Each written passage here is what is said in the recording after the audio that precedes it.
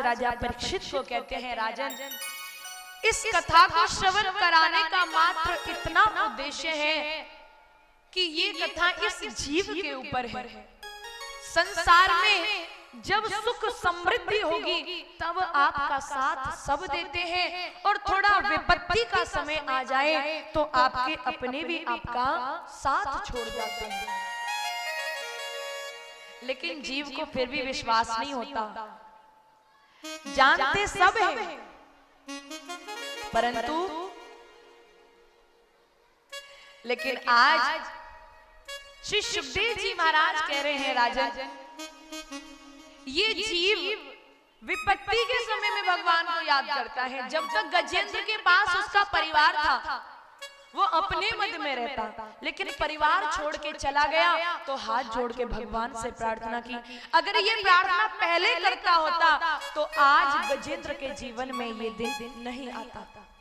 इसीलिए कहते हैं जगत में कोई किसी का नहीं है, सिर्फ हम सभी एक धागे से बंधे हुए हैं। कहते हैं कि माँ हमारी है, पत्नी हमारी है, बाबूजी हमारे हैं, भैया हमारा है। मृत्यु होने के बाद जिस पत्नी को आप कहते हैं 7 जन्म तक साथ देगी, वो पत्नी 13 दिन उसको मुश्किल हो जाते हैं। कहां तक साथ देती है? घर के दरवाजे तक भी नहीं जाती, घर के दरवाजे से वापस हो जाएगी। क्या पत्नी आपकी है? कोई संत कहते हैं, संत भगवंत कहते हैं कि एक शिष्य अपने गुरुजी के पास गया और कहने लगा, गुरुजी मेरे परिवार के लोग मुझे बहुत प्रेम करते हैं और मेरे बिना कोई नहीं रह सकता और सब मेरे हैं। तो गुरुजी कहते, अच्छा बेटा बात पक्की है, सब तेरे हैं? बोले हाँ, मेरी पत्नी मुझे बहुत प्रेम करती है, मेरी माँ मुझे बहुत प्रेम करती है। तो बोला बेटा चलो एक काम करते हैं, मैं भी बताता हूँ तेरी पत्नी कितना तेरा साथ देगी, तेरी माँ तुझे कितना प्रेम करती है। तो एक काम करना, आज जब यहाँ से वापस जाए तो एक काम करना, अपने हृदय पर हाथ रखना और जोर जोर से चिल्लाने लगना, और चिल्लाते चिल्लाते जमीन पे गिर जाना और मरने का नाटक करना। उसके बाद हम बता देंगे कि कौन तुम्हारा है और कौन तुम्हारा। अब तो बेचारा बोला, गुरुजी जो आ गया।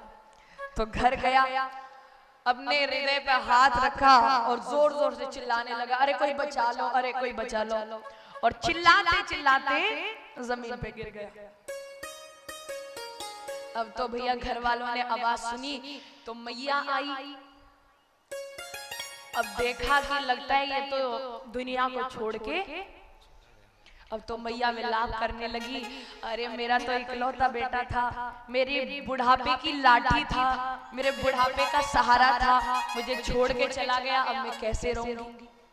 अब पत्नी आई, जोर जोर से चिल्लाने लगी, हाथ पैर मारने लगी और विचार करने लगी, अरे मेरा तो सुहाग उजड़ गया, अब मैं इनके बिना कैसे रहूंगी।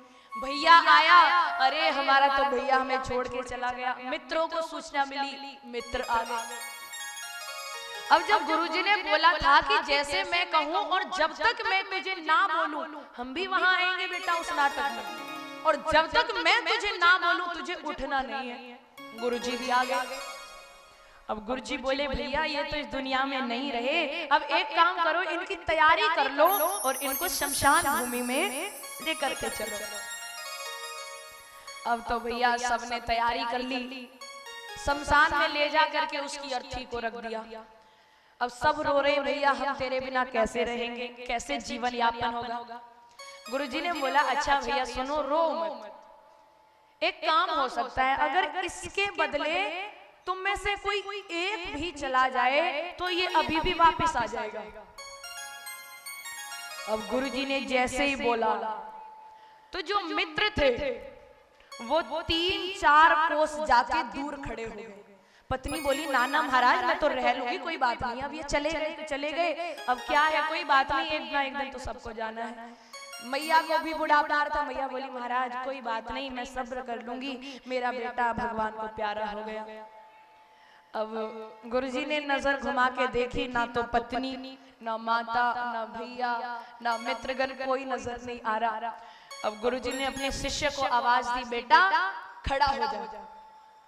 अब बेटा खड़ा हुआ, अब शिष्य खड़ा हो गया तो गुरुजी बोले बेटा अब नजर घुमा के देख कौन कौन तेरा है। पैर पकड़ लिए, बोले गुरुजी